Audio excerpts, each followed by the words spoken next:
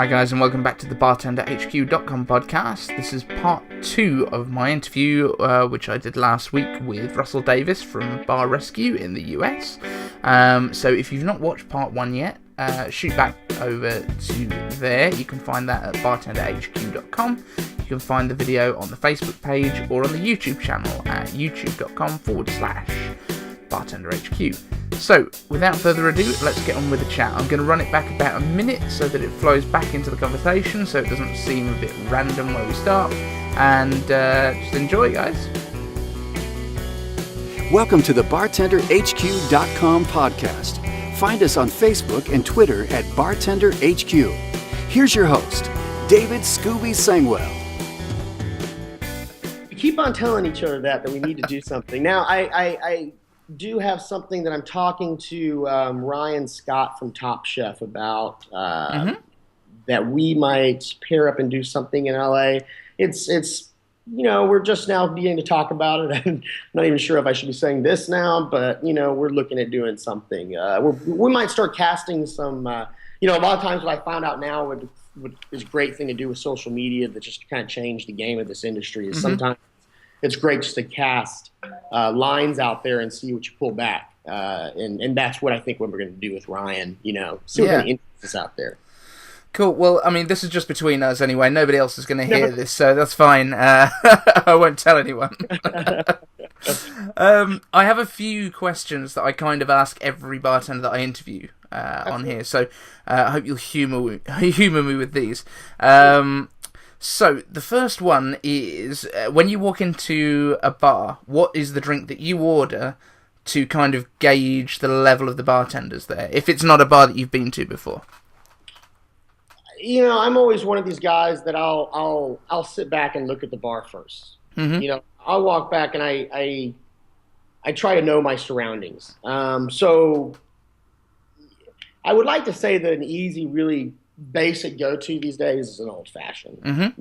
Old-fashioned can tell you things from regionally where you are to what level, from the spirit that's going into it, what level of well they have there to, whether or not they're going at muddling cherries and oranges in it or if they're stirring it with bitter sugar and doing the lemon peel and the orange peel, Topping it with Coke. Yeah. So to me, and if you think about old-fashioned, it's an old-fashioned and the oldest fashioned style of cocktail from the 1806 version of the definition of a cocktail. So to me, that should be really the go-to. And everybody's heard of an old-fashioned. So, you can walk into a dive bar and see what level of even kind of dive bar they are by their old-fashioned, Because, there are great dive bars these days that will sit there and hand crack an ice cube off a block and then hand stir it and make it the correct old-fashioned way. And actually, it was Ice and Lewis Baggs on Twitter that got us talking. Yeah. That's right. You guys saw me doing the Lewis bag. Yeah, because you were talking about actually it was cocktails in the old-fashioned style, wasn't it? On that last Bar Rescue that you featured on so far this season. So yeah, I got a lot of flack on that. Really? Actually, which was interesting because it's interesting how many people are miseducated about cocktails, especially in the U.S. It was. I pretty much pulled the rug out on the whole cherry being in an old-fashioned in its true old-fashioned sense. And then you have a lot of people through social media attack you to Twitter. And I'm not one of these people that lets it get to me or answers back to everything. You kind of have to compartmentalize it. But I did do one post that was like, hey guys, just to let you know, circa 1806 old-fashioned is actually no cherry. Sans cherry, Yeah. But it's just interesting to see everybody's reaction because unfortunately, it's become something so different than what it really was. How married they get to that idea that when you even shake things up by telling them the truth and on a cocktail, how much it ruffles their feathers. It was very, very interesting to see that for me. I've taught a lot of truths on Bar Rescue, but I don't think that I pulled the rug on a lot of truths, and on not truths, and that time I did. No, that's all good. It's great when you start being a bit more controversial. Well, I didn't look at it as controversial to me. No. The way we do it. Although I kind of I learnt the majority of my cocktails with Fridays. which is one of the better places in the UK to learn it, at least, Yeah. or was when I was learning. They still do some great stuff, but there it was orange and a cherry, muddle it, and Yeah, but, you know, and it's weird because it was that even regionally, that the way that came out was through basically Wisconsin. You know, they were drinking a brandy old fashions, and then you brandy and they mull it and soda and everything. And I'm very much one of these people that's acceptable that if it's the standard that everybody thinks it is, that can be the standard. Yeah. But you know, to me, it's there definitely very much. I want to tell people, hey, look, you know, that's definitely a version of an old fashioned. But if we're talking about, especially with the drink name being as ironic as it is the old fashioned, you know, let's really talk about what the real recipe is. You know. No worries. Right, and the next one on my my automatic questions list is: if you could sit at any bar in the world right now, where would it be? El Floridita in Cuba. Yeah? Yeah. Yeah. I've never been there. Okay. It's such a legendary bar in my mind.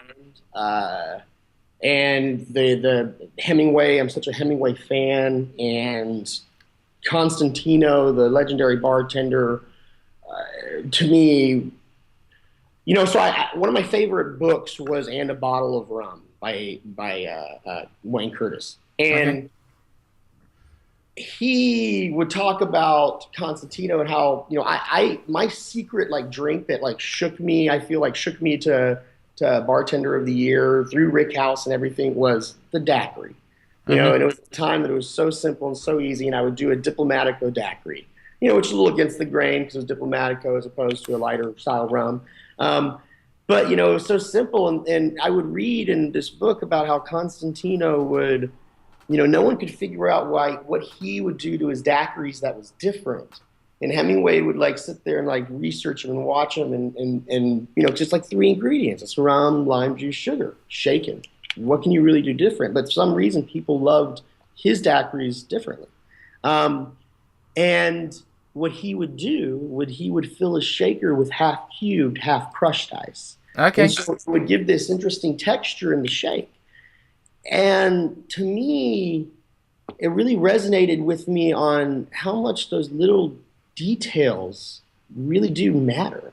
And for someone like Hemingway to see it, and, you know, Constantino, he would invent drinks for Hemingway, like the Hemingway daiquiri, because Hemingway was diabetic and couldn't drink raw sugar.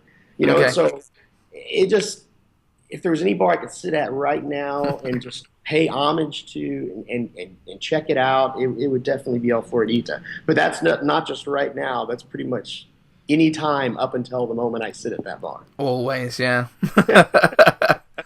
No worries. I mean, actually, I was talking to Tom Dyer on the last big interview that I did, and he was saying that he'd want to go back in time to the Savoy, to the American bar at the Savoy. So, you know, if I had to say one other bar, I would say the fictional bar from the restaurant at the end of the universe from the Douglas Adams books. Oh, yeah. Awesome. I like that. Cool. And if you could only drink one cocktail for the rest of your life? Nicolata. Okay. Dead serious. You know, I don't tell too many people that. You know, it's I don't ever drink them except for it's my vacation drink. Like whenever I am turn myself on vacation, I'm like pina colada. It almost like mentally puts me in vacation mode. It's my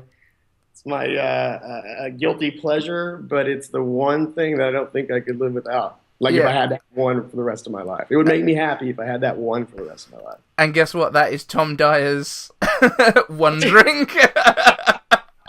The perfect drink. Tom. We need to get you guys together. You need a project. Yeah. Oh man. Yeah, go Tom. Yeah, That's I'm happy cool. to hear that. Yeah. No, when I said that I was talking to you today, he was like, "When can I come back?" So yeah, that's cool. So yeah, I mean, any sort of tips that you would give to a bartender? If you could give one tip to a new bartender, what's the first thing? don't let anybody limit what you think you can do with this career. Right now is a time that we can do anything. Mm-hmm. And I'm trying to prove that in a big way. And right now, for a long time, it is a service industry. Mm-hmm. But it's not always a service industry. It isn't. And it doesn't always have to be. To me, it's the people that find the balance of it all that are going to really lead this. And literally you can take this profession to space. Seriously. and run with it, so don't ever be limited by anybody, what you think you can do with it, what other people think you can do with it. Right now is our time. It's the bar industry's time. Celebrity chefs had their chance 10 years ago, 15 years ago. They did it. They didn't just have their chance. They took control. Now it's our time. So yeah, of course. And I mean, that's one of the things that we're kind of hoping will spill across a bit into the UK, because at the moment, bartending over here, you've got the great centres, you've got some amazing bars now in Manchester, you've got great bars in Leeds, obviously London and Birmingham and the big cities, but not, if you go into a regular kind of pub bar and you ask them for an old fashioned, they're going to look at you like, what the hell is that? Well, that's still pretty prevalent in the non-metropolitan areas of the United States. And my consulting company, Unlimited Liabilities, we've been taking ourselves out of the metropolitan areas and actually focusing on getting into the spots that aren't, because to me, that's where the real foundations of all this are built. In our places like Quincy, Illinois, or middle of nowhere, Alaska. Sometimes, and so trying to dig into those. But you guys are, it's definitely a revolution, and it's happening, and it's just, in 10 years, I don't think there'll be very few bartenders that don't know how to make a proper old fashioned in 10 years, With or without cherry? With or without cherry.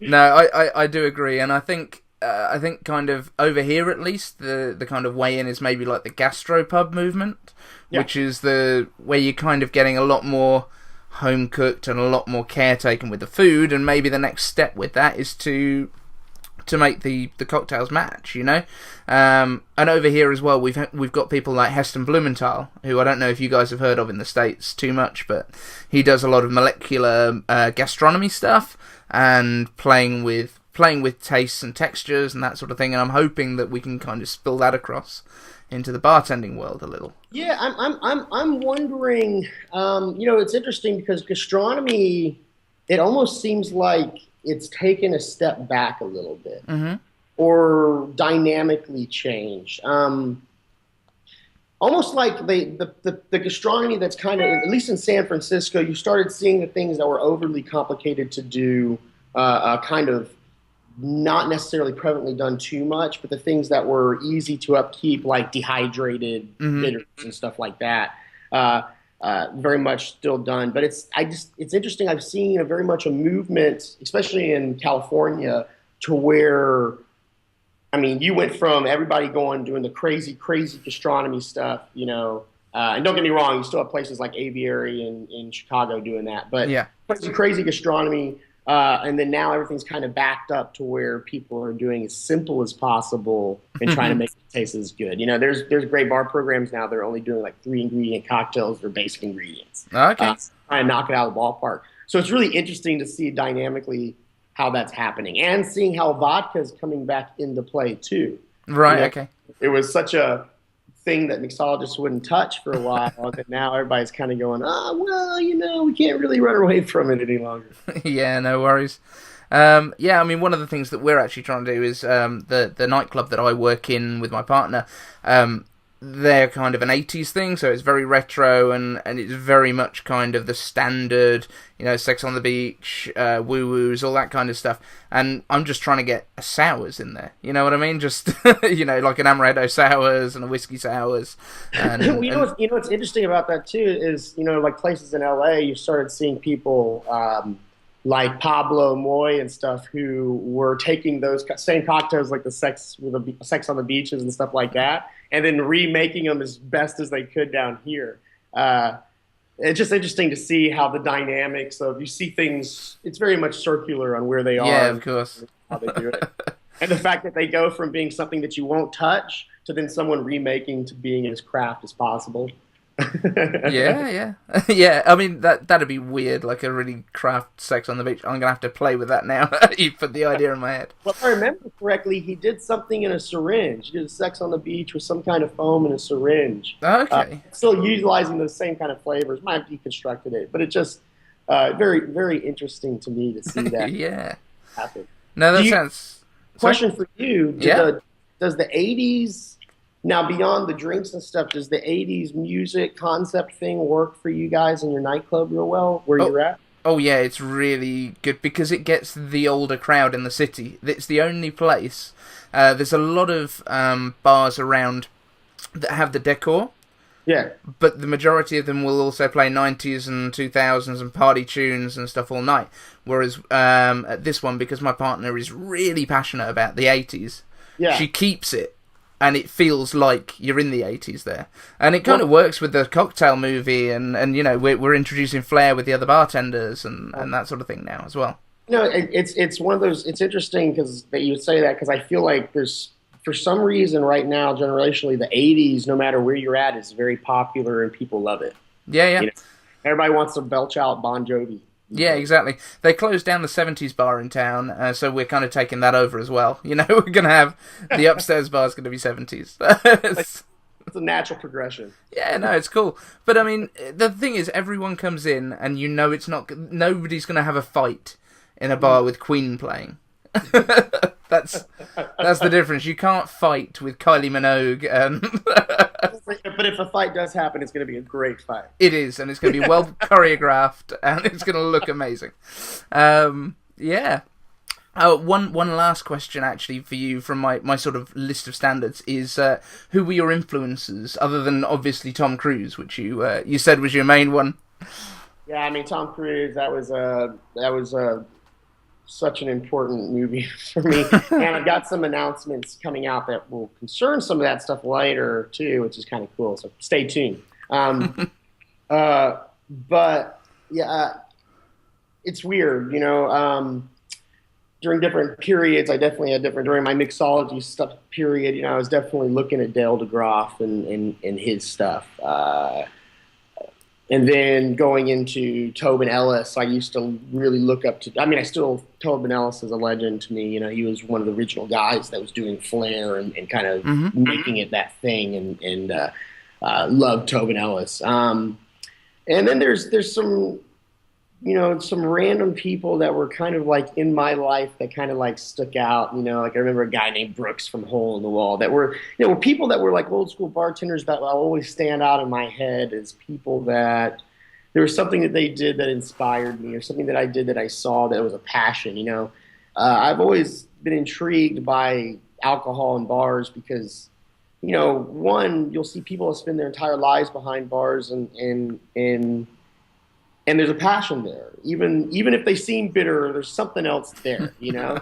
And you got to see past it. And then also, you know, the search of what alcohol is, you know, historically, alcohol's derivative for water of life, whiskey's Gaelic for water of life.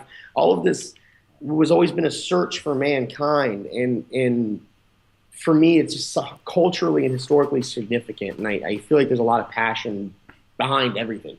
You know, it's like every time I look at a bottle, you know, whether it's a cheap bottle of crap or it's a really beautiful, expensive vintage bottle of something, there's some kind of passion there in some way, shape, or form, whether it's a passion to make money or to create a good product or to do something. And I like finding that. I like discovering it. And I like the medium of alcohol as man's art form. Yeah, definitely. Well, I mean, one of the things that sort of reminded me to ask you that is one of my big influences from when I started, flaring especially. There's a guy called Scott Young, and he said to say hi to you when I was on the call. So. You know Scott? He's doing some really cool stuff. I pay attention to a little bit of what he's doing, but he's, you know, what I like about Scott is that he's very much I have a lot of respect for the people that are focused on the education and trying to elevate others in this industry, because out of so many people in this industry that are successful, there's a lot of people that unfortunately don't take the time to properly try to guide the others. And Scott really kicks a lot of ass at doing that. And I love that he has that passion to educate and to inspire. So keep on rocking, Scott. Yeah, it was his VHS videos that taught me to flare when I first started. He's killer, man. He's killer. He's got some. He's one of the. There's visionaries in this industry, and I feel like he's one of them. Yeah, definitely. Cool, man. So, I mean, that's pretty much everything I've got to ask you. Is there anything else you want to kind of mention? Anything that where can people find you? Yeah, I mean, you find me on Twitter. It's at Russell, RUSSELL _Davis, DAVIS. My Facebook, mixologist Russell Davis. But I would just say, just stay tuned, because I got some really major announcements with some really big things, some mind-blowing stuff, even beyond space. Wow. Just got to pay attention. I wish I could talk about it now, but doing some really exciting things, and hopefully I can make everyone just be even prouder about their profession of being a bartender or a mixologist. Awesome. Well, thank you so much for being with us and having a chat. Yeah, man. And if you ever need anything, you let me know. I'll come on anytime. Awesome. That's great. Thanks ever so much, Russell. Absolutely. Take care, David. Cheers, my friend. So, thanks once again to Russell Davis for joining me this week and last week. It's been awesome chatting to him. I wish him every success with all of his crazy projects that he's getting on with. I really want to see bartenders and cocktails in space, especially a bit of flair in Zero G. It sounds pretty awesome to me. But until next time, guys, do me a couple of favours. If you can go over to the iTunes page, subscribe to the podcast. If you've got an iPhone or an iPad or any of those devices, you will find there is a podcast app now. And you can use that to subscribe. And every week, it will send my audio podcast straight into your feed. If you want to enjoy the video versions, you can subscribe on the YouTube channel, or you can follow us on the Facebook page. And if you click the like button and go to get notifications, then you will know exactly when we post anything over there. And the last thing is, please, I want this podcast to get out to as many people as possible. And so what you can do to help with that is share it with your friends. If you've got colleagues at work who are also interested in the craft of bartending and making quality drinks and a little bit of flair, or if anyone that you know that could be, just share it with them. Let them know about it. Share it on your Facebook page, tweet it, and I'll be always appreciative of it. Until next time, though, guys, I've been Eden-Sangwell at bartenderhq.com podcast, and I'll see you next week.